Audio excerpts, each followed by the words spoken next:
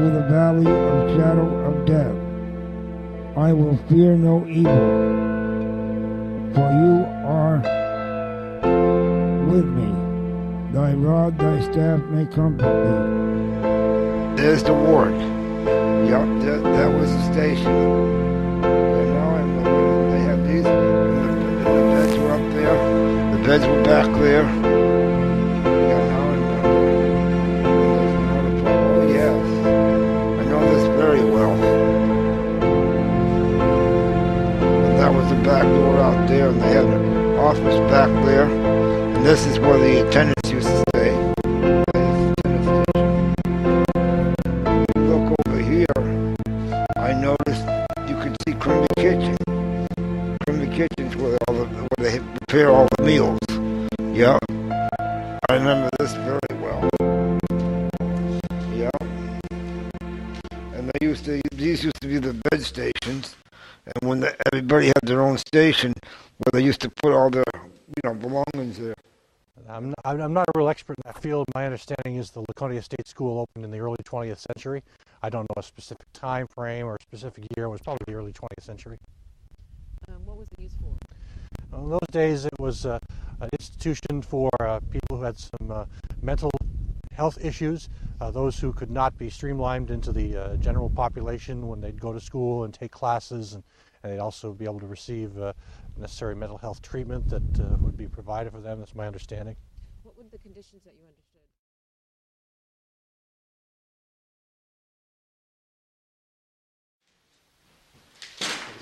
You felt like you were kind of isolated from everybody. People weren't normal. They were sick of. I couldn't go back into that. It's too.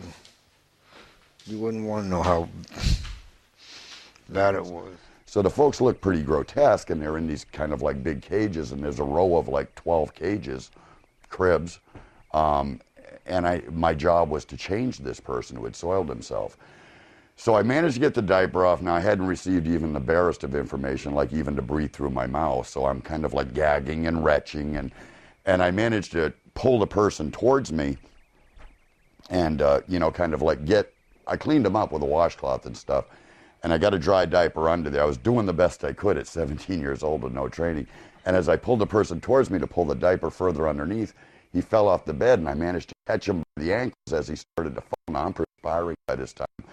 And I got this guy by the ankles who's frozen into this position, and I'm trying to swing his weight back up to the bed. Yeah.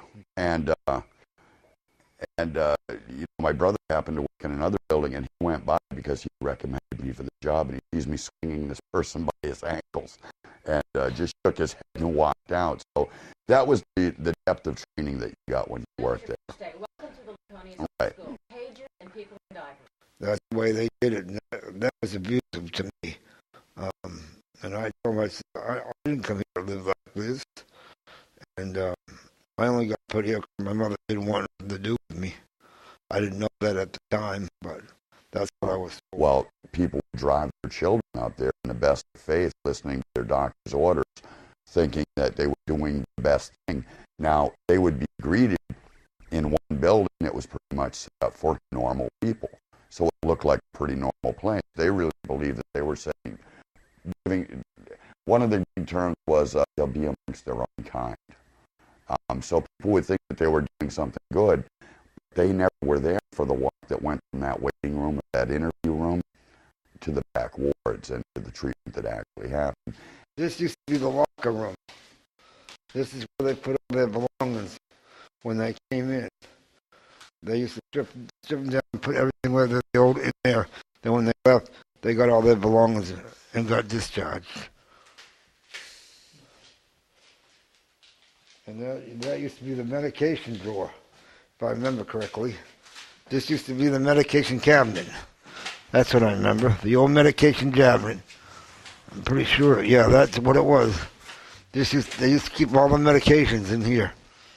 Do you remember what kind of medications you took, Bob? No, they had me on Storazine, Dilantin, phenobarbital. They had me on everything, and I just quit it altogether after I left here.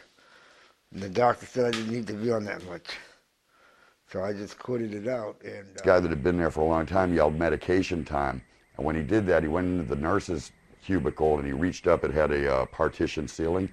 He reached up and moved the tile, came out with a baseball bat with towels taped to it, and he just got in the middle of the day room and started going at him like Mickey Mantle. I mean, just like pulverizing people and herding them over into a corner. And I was shocked, so I left the ward, and I went over to the administration building and said, he's beating people up. What should I do? They told me that I was out of my duty station, and said that he had been an employee there for a long time, and I got reassigned to what was perceived to be a worse unit in retaliation. oh yeah, there was plenty of abuse, and verbal abuse too. Describe the physical abuse.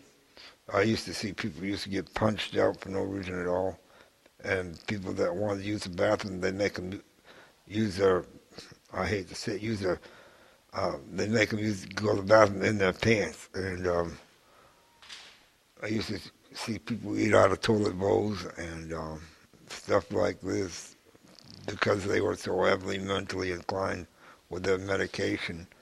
And people were being overdosed with medication. Actually, Olive Baker was pretty much known for pretty rough treatment on the part of the staff to the clients.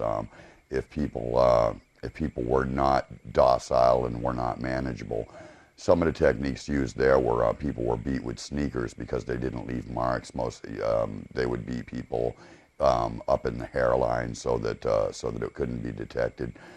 You may remember this.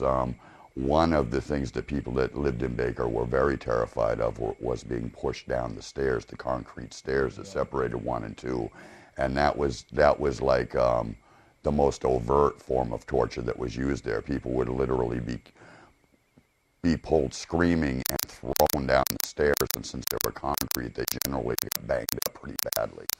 I mean, if you want to go upstairs, that's fine, but I'd rather not. But I don't particularly care for this. I just don't, okay? Don't ask why.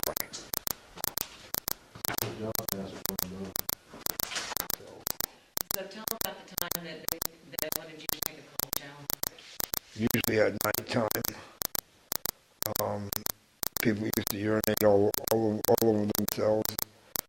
And, there was low-grade facilities.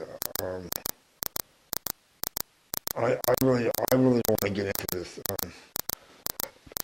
because it brings me back, or I don't see it, or I should even be in here. That's not my kind of.